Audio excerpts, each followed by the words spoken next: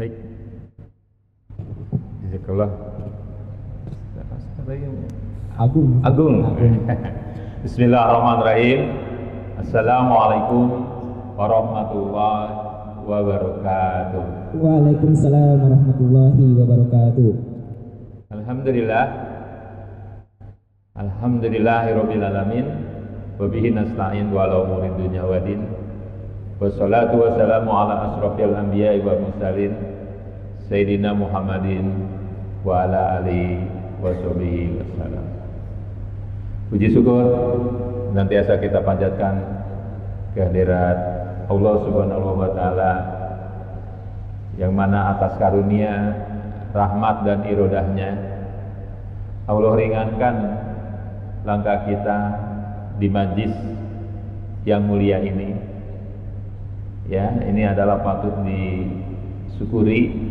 Ya, kita berkumpul di sini di bulan yang penuh berkah, bulan di mana diturunkannya Al-Quran, yang alhamdulillah kita sudah masuk ke setengahnya. Ya, alhamdulillah. Semoga ibadah puasa kita, sholat kita, bacaan Quran kita, sedekah kita, serta ibadah-ibadah yang lainnya diterima oleh Allah Subhanahu wa taala. Salawat dan salam semoga tercurah pada junjungan kita, suri tauladan kita, Nabi besar Muhammad sallallahu alaihi wasallam, yang syafaatnya kita harapkan di yaumil akhir nanti. Nah, ini qala Allah Ta'ala fi Qur'anil Karim di surat Al-Ahzab, ya, ayat 21. Laqad kana lakum fi Rasulillahi uswatun hasanah liman kana yarjullah wal yaumil akhir wa dzakarallahu katsiran. Sesungguhnya telah ada pada diri Rasulullah suri tauladan yang baik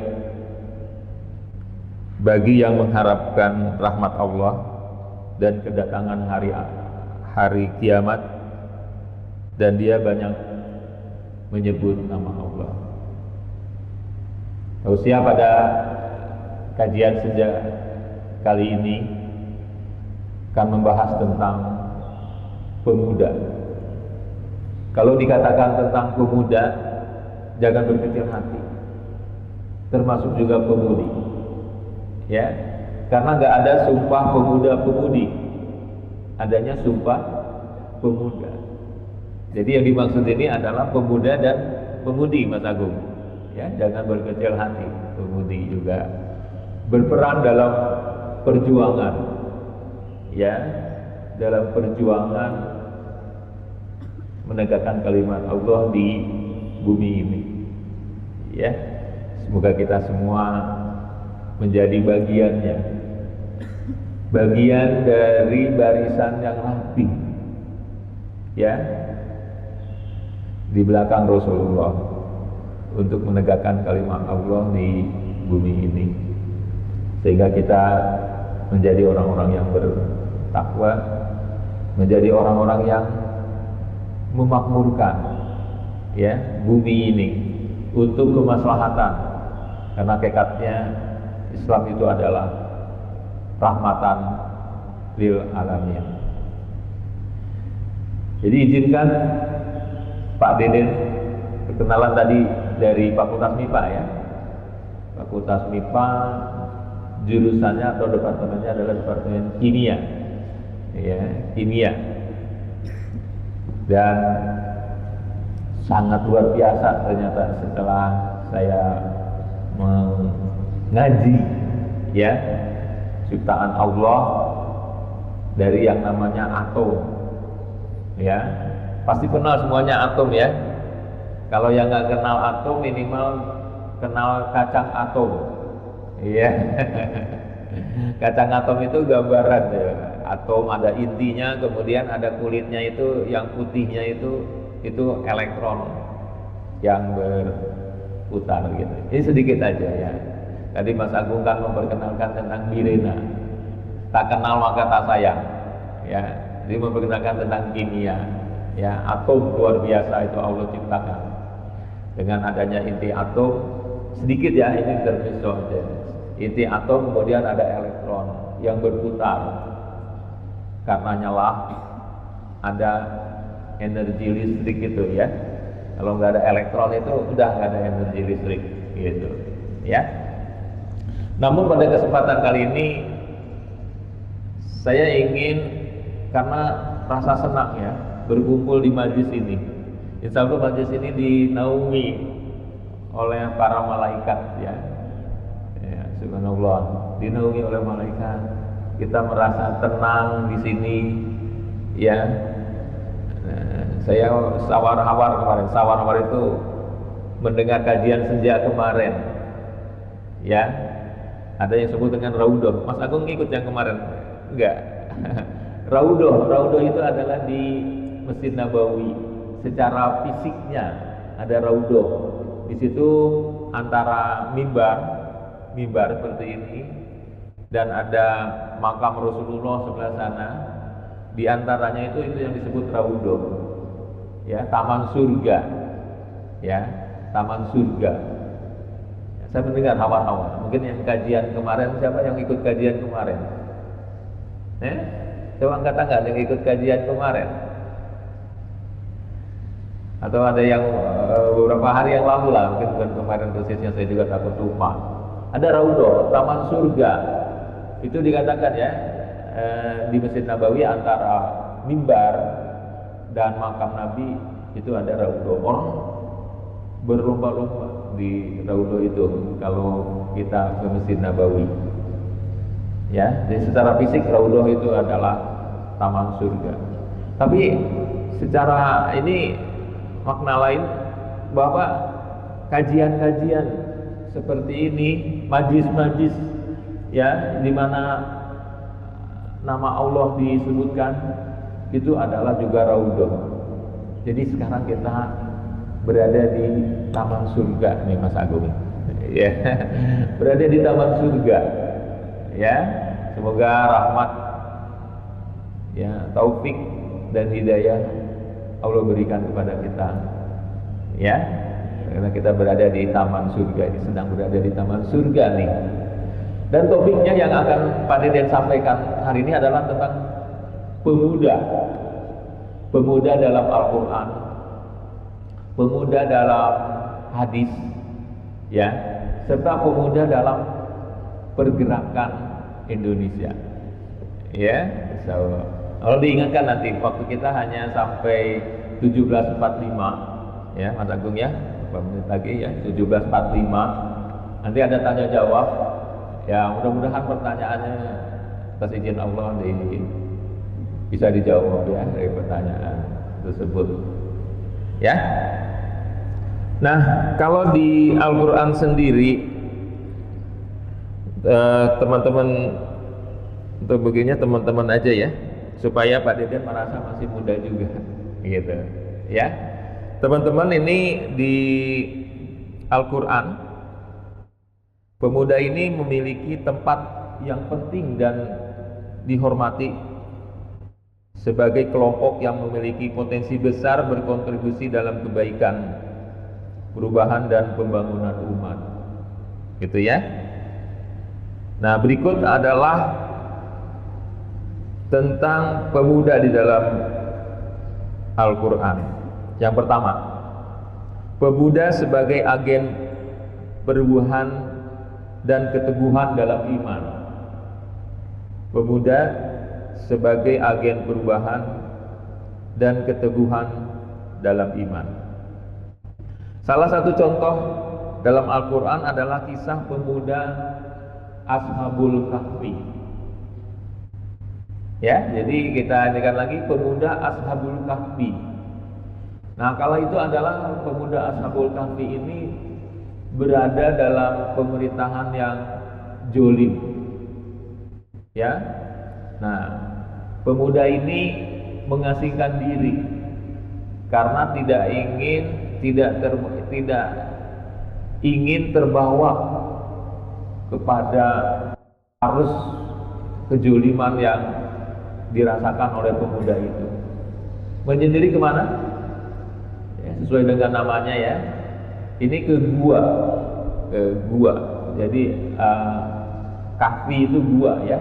Nah, di mana disunatkan kata Nabi setiap malam Jumat atau hari Jumat itu dibaca surat Al-Kahfi. Jadi mengingatkan kembali ini betapa waktu itu adalah diingatkan pemuda ya. Pemuda Ashabul Kahfi ini menyendiri ke gua. Kenapa? Karena merasakan tekanan saat itu. Jadi ada tekanan dari pemerintahnya dan dicari ini si pemuda ini, ya.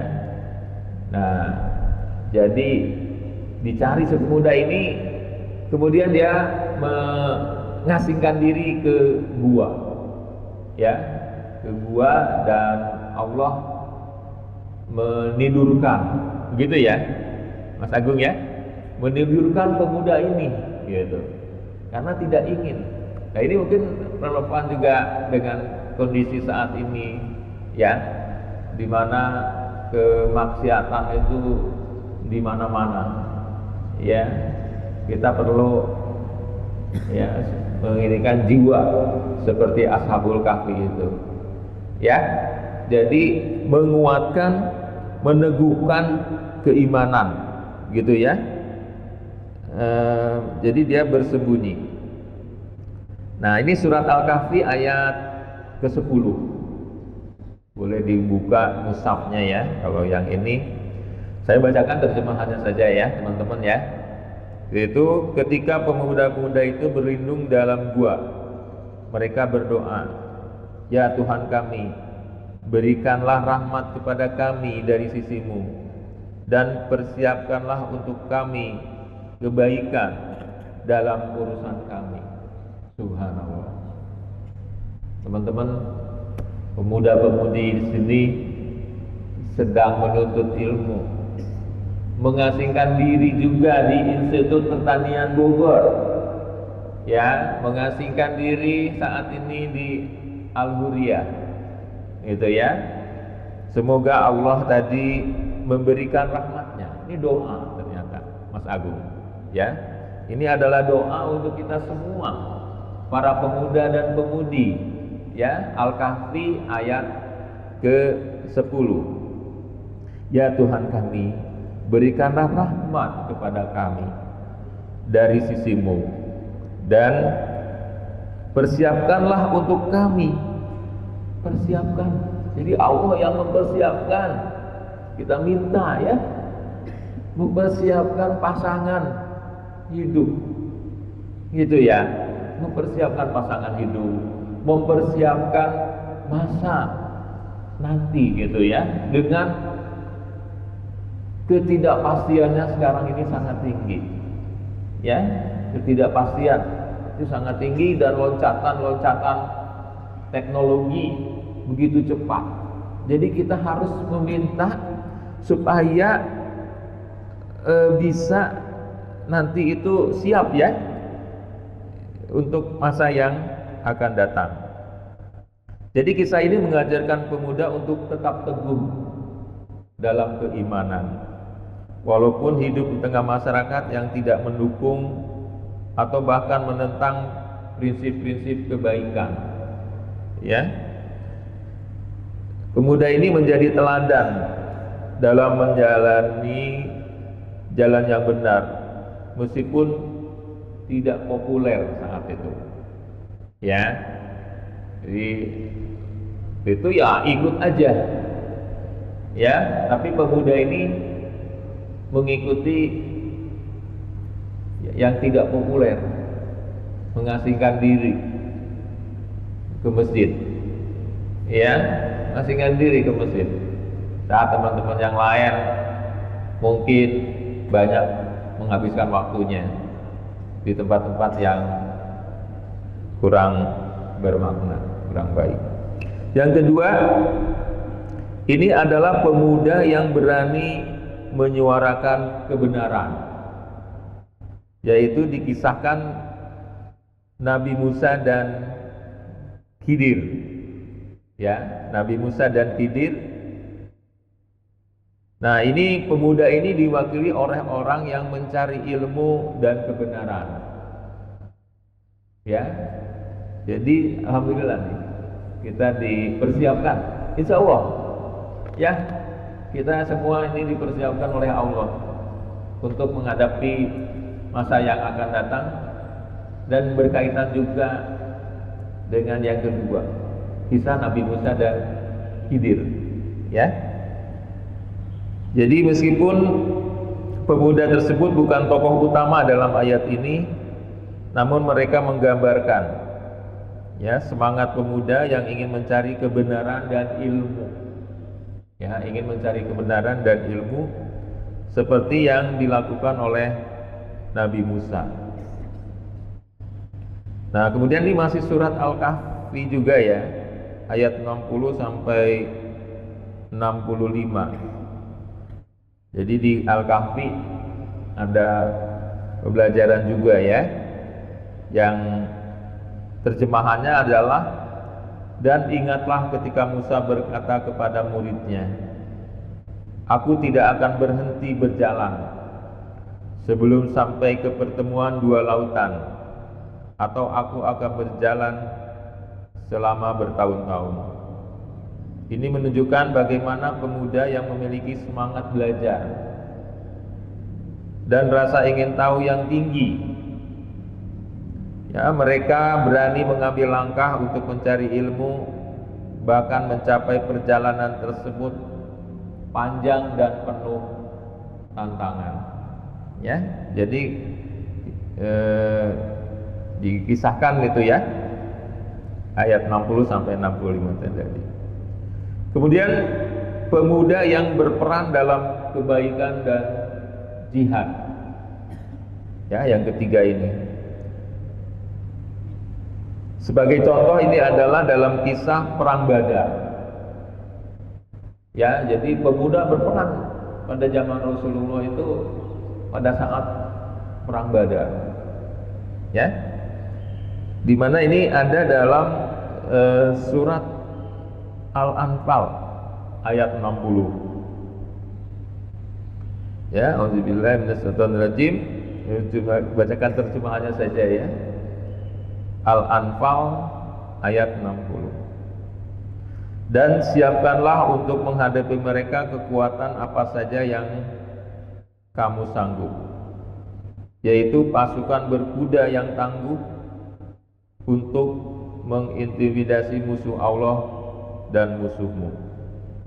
Ya, jadi kita harus mempersiapkan ya pemuda ini tadi ya, berjihad pada saat perang. Artinya apa? Pemuda dan pemudi itu juga fisiknya harus kuat, jangan loyo gitu ya.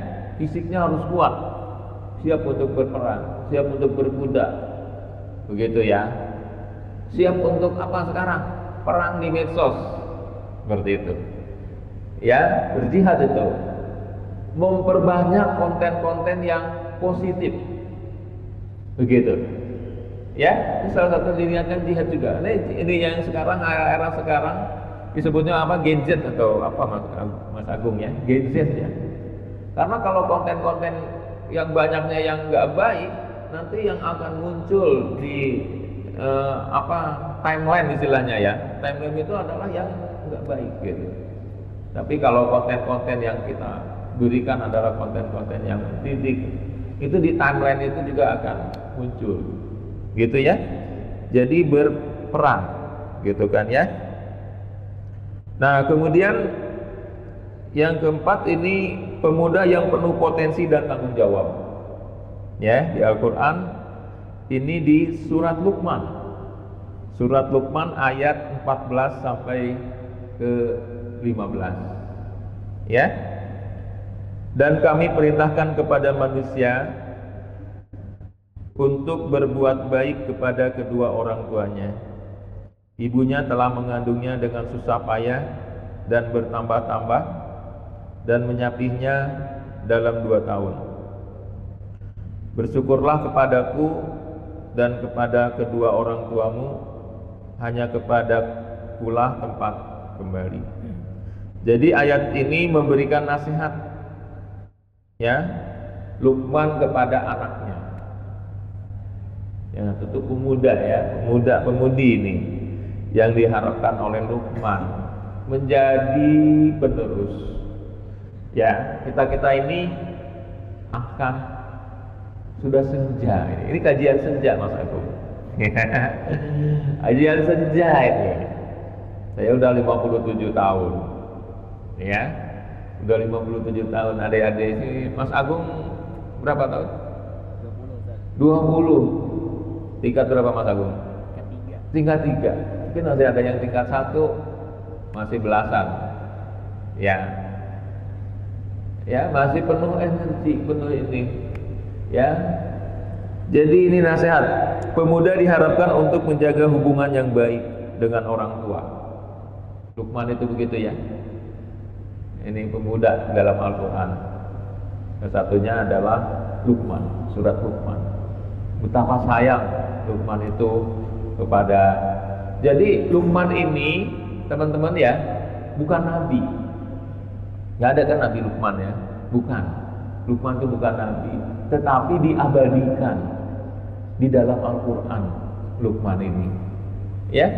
Jadi pemuda itu tangguh tadi itu, ya. Juga menghormati orang tuanya, gitu. Hormat kepada orang tua. Luqman itu menasihati anaknya, gitu, ya, teman-teman, ya, insya Allah. Nah, kemudian yang kelima dalam Al-Quran ini, nanti ada 6, ya, dalam Al-Quran tentang pemuda ini yang saya sampaikan pada kajian senja ini. Yang kelima adalah pemuda dalam kondisi yang sulit. At-Tahrim ayat 6. Ya. Jadi Al-Tahrim ayat 6, wahai orang-orang yang beriman. Mungkin ini populer ayat ini. Ya, wahai orang-orang yang beriman, ya ayyuhallazina amanu qu anfusakum wa ahlikum nar. Jagalah dirimu dan keluargamu dari api neraka. Ya, yang tulisannya di sini yang bahan bakarnya adalah manusia dan batu. Penjaganya malaikat-malaikat yang kasar dan keras, yang tidak mendurhakai Allah terhadap yang diperintahkannya kepada mereka dan selalu mengerjakan apa yang diperintahkan. Jadi ayat ini mengingatkan pemuda untuk menjaga diri mereka, menjaga diri kita nih, ya. Ya ayyuhallazina amanu. Alhamdulillah. Yang diingatkan ini adalah orang-orang beriman.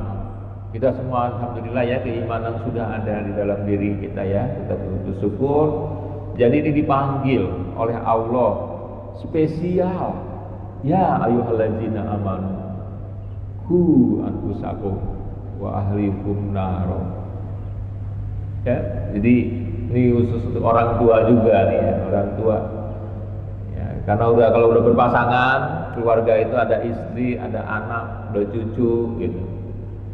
Nah, kalau adik-adik ini memang belum berkeluarga, nah tapi punya teman-teman, ya, saya nyebutnya teman-teman, ya, menurut belum berkeluarga tapi punya adik, gitu. Punya juga adik kelas, Mas Agung. Kalau tadi kan adik kandung, ya kan, yang ada nasabnya. Tapi di perguruan tinggi ini kita punya adik kelas. Jadi adik kelas juga harus kita ajak, Mas Agung, ya. Harus kita ajak. Jangan sampai dia ahli naro, gitu. Tidak kita jaga adik-adik kelas kita itu. Kenapa? Karena mereka mengharapkan kita ini yang sudah lebih dulu, mereka menimba atau ingin tahu pengalamannya seperti apa. gitu. Karena mereka baru masuk gitu.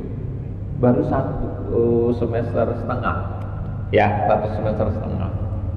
Nah itu adalah adik-adik kita, adik kelas, ya. Nah itu perlu kita bina juga, ya. Nah kemudian pemuda dalam kehidupan dunia dan akhirat, Al-Furqan. Al-Furqan ayat 73. Jadi ada 6 ini ya ayat-ayatnya. Dan hamba-hamba Tuhan yang Maha Pengasih itu, hamba-hamba Tuhan yang Maha Pengasih itu adalah orang-orang yang berjalan di muka bumi dengan rendah hati. Dan jika orang yang bodoh menyapa mereka, mereka mengucapkan kata-kata yang baik. Ini kenapa ayat ini untuk kalian muda? Kadang adalah dialami oleh pemuda, gitu. Ada noise, gitu. Noise itu gangguan mas aku. Ya, ada noise. Ngapain sih lo ke masjid hari gini ke masjid? Gitu. Itu adalah noise. Hari gini ke masjid, gitu. Kan bisa nonton di YouTube aja, gitu. Mereka banyak sekali tipu daya syaitan untuk melemahkan. Dan sekali-kali kita jangan sampai ikut atau terkena tipu daya syaitan itu. Ya, para syaitan itu punya panglima. Panglima tertinggi syaitan itu adalah yang namanya iblis. Ya, iblis meminta kepada Allah, ya, dan itu dikabulkan oleh Allah. Ketika itu iblis disuruh sujud kepada Adam, tapi tidak mau karena kesombongannya, ya, karena kesombongannya iblis nggak mau. Aku diciptakan dari api, sedangkan engkau Adam diciptakan dari tanah, itu ya, maka nggak mau. Nah Allah murka karena Allah memerintahkan tapi membangkang, gitu. Tidak mau, ya, karena tidak mau tersebut maka iblis diponis oleh Allah itu sesat, gitu ya, telah sesat. Nah, karena telah diponis sesat itu, maka dia minta, ya Allah, Engkau telah memponis aku sesat, maka izinkan aku, ya, izinkan aku untuk hidup yang lama, ya, hidup yang lama. Bayangkan dari Nabi Adam tersebut, panglima itu ada dengan berbagai macam kondisinya, ya. Iblis juga mengingin situasi, gitu, ya. Panglima tertinggi setan itu adalah iblis, punya pasukan loh mereka itu. Sehingga kalau seseorang pemuda dia keimanannya itu tinggi, gitu kan, ya, udah kuat, maka didatangkan juga, ya teman-teman, ya, pemuda dan pemudi itu, ya, golongan setan yang kekuatannya itu setara. Karena dia udah berjanji, iblis ini akan mendatangi manusia dari depan, dari belakang, kiri kanan, atas bawah, nggak pernah, dan terus-terusan, tidak akan pernah berhenti hatta sampai ajal, ya. Nah teman-teman, ini kita harus sadar ada, ya, yang kasat mata tapi nyatanya apa? Di Al-Quran sudah diindikan oleh Allah, disampaikan, ya. Makanya Al-Quran itu adalah nur, cahaya, petunjuk, ya, nur, cahaya. Jadi kita tahu, oh, sadar kalau kita berbuat kebaikan, melangkahkan kaki ke masjid itu pasti ada yang merintangi. Gitu teman-teman. Pasti ada yang merintangi. Ya, pasti ada yang merintangi. Dan sebaik-baik kita adalah berlindung kepada Allah, berzikir, ya, menyebut nama Allah. Hanya dengan menyebut nama Allah itulah akan kalah, gitu. Ya, berapa Mas Agung? 5 menit lagi atau masih? Boleh 5 menit lagi ya. Nah, itu di dalam Al-Quran, teman-teman. Ya, nah sekarang di hadis, ya, di dalam hadis ini. Itu tadi kan sebenarnya bisa cepat aja nih. Ternyata waktunya tidak cukup kalau kita bahas semua. Satu lagi adalah yang di dalam hadis, ya. Di dalam hadis ini artinya adalah yang mengikuti, ya, mengikuti perjuangan Rasul. Ya, hadis itu adalah perkataan, perbuatan yang dilakukan oleh Rasul, gitu kan? Dan ini terbimbing oleh Allah, ya. Di sini beberapa pemuda yang sangat dikenal dalam sejarah perjuangan, ya, yaitu pertama adalah Ali bin Abi Thalib, merupakan sepupu sekaligus menantu Rasulullah, Ali bin Abi Thalib. Jadi sosok ini, itu ya, sosok ini yang menjadi teman-teman acuan lah, dimana Ali ini sebagai pemuda, ya, dan akhirnya menjadi menantu Rasulullah. Dia sepupunya, ini terpilih. Bagaimana Ali itu mengorbankan dirinya.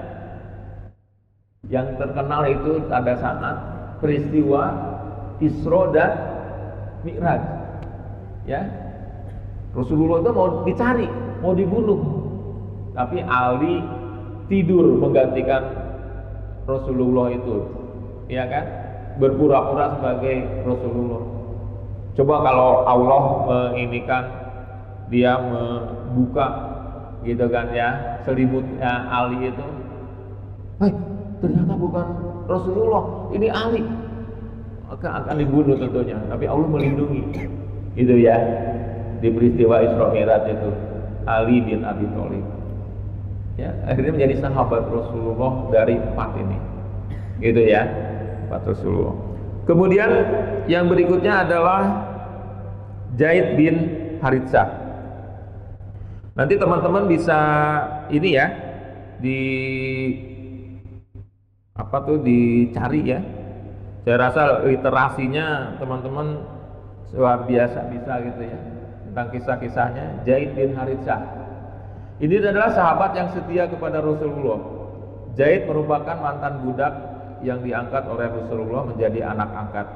Ia ikut berperang dalam pertempuran besar seperti perang Uhud dan perang Badar. Yang keempat adalah Usama bin Zaid. Usama adalah putra dari Zaid bin Haritsah. Putranya, ya, putranya dibimbing, gitu, ya. Putranya dibimbing, dipersiapkan. Yang keempat adalah Abu Hurairah, ya, ini terkenal dengan banyak hadis yang beliau riwayatkan. Abu Hurairah adalah seorang pemuda yang awalnya masuk Islam. Setelah beberapa waktu ia menjadi sahabat yang banyak meriwayatkan hadis.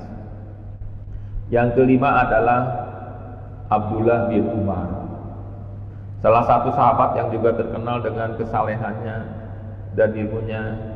Ia sangat mendalami ajaran Islam sejak muda, ya. Nah, kemudian yang terakhir ingin saya sampaikan untuk kalian nih, Mas Agung, mohon ini. Ada 7 golongan, ya, ada 7 golongan, ya, yang disebutkan di dalam hadis ini, juga hadis ini, ya, 7 golongan yang mendapat naungan, ya, yang mendapat naungan di padang mahsyar nanti. Siapa saja 7 golongan ini? Pemimpin yang adil. Insya Allah ya, saya sangat berharap pemuda di sini itu menjadi pemimpin masa depan. Cobalah nanti gedung DPR itu dipenuhi oleh kalian-kalian ini, baik DPRD pusat, ya, karena itu yang menentukan kebijakan kan, DPRD tingkat 1, DPRD tingkat 2, gitu. Dan kalian-kalian menjadi pemimpin-pemimpin untuk di level nasional, ya, bidang itu harus disiapkan, semangat ya, karena ada 7 golongan ini, yaitu pemimpin yang adil, apalagi Mas Agung, pemuda, 2. Pemuda yang tumbuh dalam ibadah kepada Allah. Ya. Ketiga, pria atau wanita, pemuda atau pemudi yang hatinya terpaut ke dalam masjid. Ya, pada masjid. Kemudian yang keempat, 2 orang yang saling mencintai karena Allah. Ya. Yang kelima, seseorang yang memberi sedekah tangan kanan dengan tangan kanan, tapi tangan kirinya tidak mengetahui. Ya. Kemudian yang keenam, seorang yang diajak berzina oleh wanita cantik dan kaya, namun ia menolak. Aku takut kepada Allah. Ya. Yang ketujuh, seorang yang berdoa kepada Allah dengan sepenuh hati dan berdoa di tempat yang sepi tanpa diketahui oleh orang lain, gitu ya. Itu saja ya. Jadi dikatakan ini akan mendapat naungan pemuda itu, ya. Nomor 2 itu, nomor 2, pemuda yang tumbuh dalam ibadah kepada Allah. Itu saja barangkali teman-teman, ya, yang bisa saya sampaikan pada kesempatan kali ini, ya. Semoga kita tetap mendapat rahmat dari Allah ya, dan Allah mempersiapkan kita untuk kedepannya. Itu aja mungkin Mas Agung. Insyaallah, amin ya rabbal alamin. Insyaallah teman-teman semua, tadi dibahas oleh Pak Deden ya terkait pemuda. Pertama jelaskan bahwa pemuda itu sebagai agen perubahan, sebagaimana dijelaskan dalam surat Al-Kahfi. Terus pemuda yang berani dalam menyuarakan kebenaran, sebagaimana yang dijelaskan dalam kisah Nabi Musa dan Nabi Khidir. Terus ada juga pemuda yang berperan dalam kebaikan dan jihad ya. Terus pemuda yang penuh potensi dan tanggung jawab, pemuda yang ada dalam kondisi yang sulit, dan masya Allah pemuda yang dalam kehidupan dunia dan akhiratnya gitu. Masya Allah teman-teman semua. Bahkan hadis saja Ustaz ya, di antara 7 golongan yang tidak ada golongan nanti pada akhirat teman-teman semua, itu 2-nya diantaranya pemuda spesifik ya Ustaz ya. Ada pemuda yang tumbuh dalam ibadah kepada Allah dan pemuda yang hatinya terpaut dengan masjid. Semoga kita jadi bagian dari pemuda itu teman-teman semua. Amin ya rabbal alamin. Ya mungkin dari teman-teman nih Ustaz ada yang masih bingung, ada yang pengen bertanya itu, pengen menggali lebih lanjut, sharing, boleh ya. Teman-teman kita sharing teman-teman pada sore hari ini. Ya mungkin yang ingin bertanya boleh diangkat tangannya, disampaikan nanti namanya dan apa pertanyaannya. Ya boleh. Ada yang ingin bertanya? Wah masih malu-malu. Oke boleh. Boleh nanti disebutkan ya namanya siapa dan pertanyaannya apa. Fadhol. Assalamualaikum warahmatullahi wabarakatuh. Waalaikumsalam. Perkenalkan, nama saya Al-Mustajib dari Departemen Ilmu Tanah dan Sumber Daya Lahan Angkatan 61. Izin bertanya Ustadz terkait tadi pemuda yang berani menyuarakan kebenaran. Nah, kalau dipikir-pikir nih Ustadz, kita pemuda mungkin punya keberanian untuk menyuarakan kebenaran, tapi kita tidak punya kekuatan gitu untuk membuat apa yang kita suarakan itu valid sehingga bisa diterima oleh orang-orang Ustadz. Jadi apakah upaya yang bisa kita lakukan gitu agar kebenaran yang kita suarakan itu benar-benar didengar dan juga bisa jadi sebagai patokan dalam mengambil kebijakan gitu Ustaz. Terima kasih. Wassalamualaikum warahmatullahi wabarakatuh. Ya. Ditampung dulu tuh langsung jawab Ustaz. Langsung aja, takutnya lupa. Ya, silakan Ustaz. Baik ya, subhanallah ya, Masya Allah. Ini angkatan 61 baru masuk ini. Ya, semoga Allah merahmati, ya, memberikan ilmunya, memberikan kekuatan untuk kepada teman ya, saya sebutkan teman aja. Ya walaupun usianya udah saya 57, kalian masih belasan kalau tinggal satu berarti ya. Ya, teman-teman, memang kebenaran itu pertama dalam hati itu harus kita ini kan. Wah, ini kebenaran ini yang tidak benarnya gitu kan, seperti itu. Dalam hati harus tertancap gitu kan ya. Ini nggak benar ya, benar. Tapi ada suatu ragu-ragunya ya. Jadi pada saat kita menginikan kemungkaran, nahi munkar, lebih tepatnya nahi munkar barangkali ya, nahi munkar itu. Jadi kalau kita punya kekuasaan itu adalah bisa dengan tangan kita pada saat kita berpuasa. Makanya saya ini kan, ayolah jadi pemimpin-pemimpin itu, pemimpin yang adil. Nanti insya Allah akan punya kuasa, gitu. Ya, punya kuasa akan lebih punya power gitu. Ya, dengan kekuasaan tersebut, gitu. Ya. Nah, kalau belum dengan itu, dengan ucapan secara lisan, gitu kan ya, dengan secara lisan, ya, dengan secara tulisan, gitu. Ya kan ada kebebasan untuk berbicara, kebebasan untuk menulis gitu ya, menyuarakan kebenaran tersebut.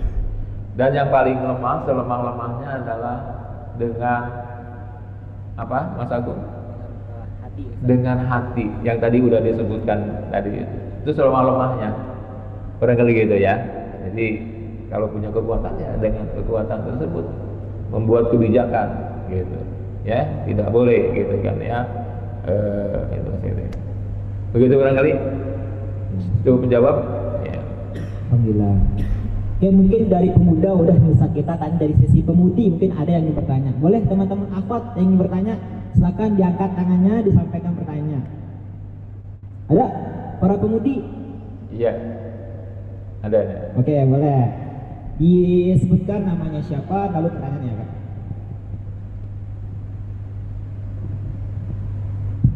Oke, bismillahirrahmanirrahim. Izin memperkenalkan diri.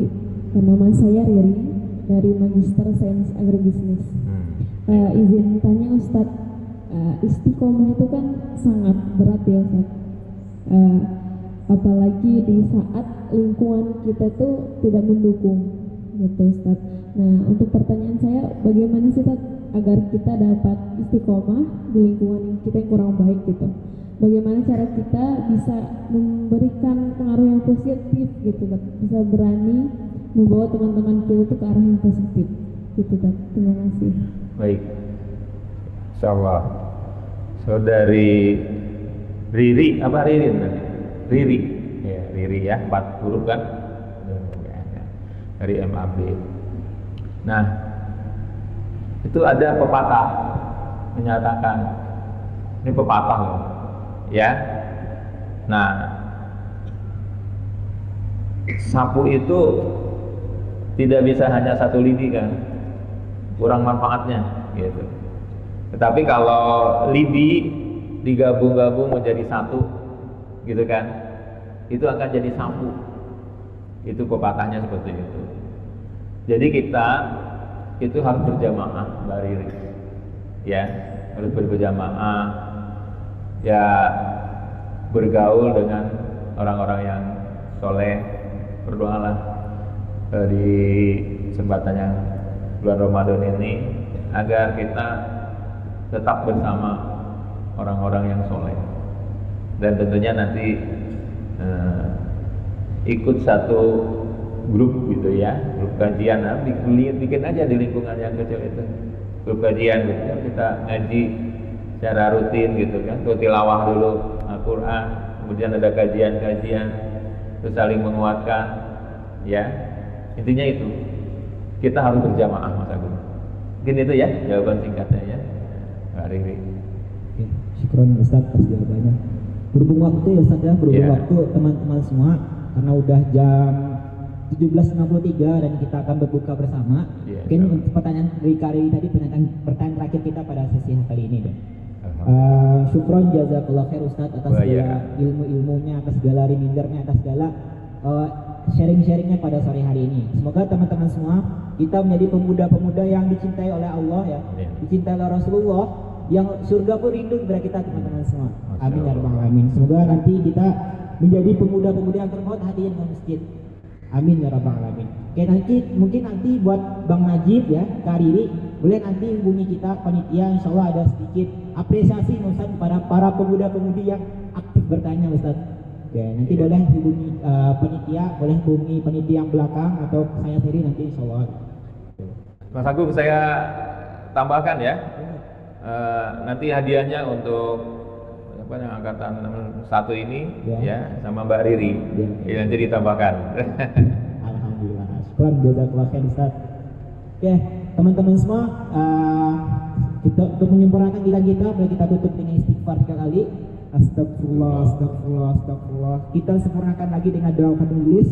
Subhanallahumma bihamdika asyhadu an la ilaha illa anta astaghfiruka wa atubu ilaik. Dan setelah ini boleh teman-teman semua kita merapat ke lantai dasar Al-Huriyah, kita berbuka bersama dan jangan lupa berdoa teman-teman semua, karena salah satu waktu dijabah doa adalah waktu berbuka teman-teman semua. Itu yang bisa saya sampaikan pada MC kali ini. Assalamualaikum warahmatullahi wabarakatuh. Waalaikumsalam warahmatullahi wabarakatuh. Subhanakallahumma wa bihamdika asyhadu an la ilaha illa anta astaghfiruka wa atubu ilaik.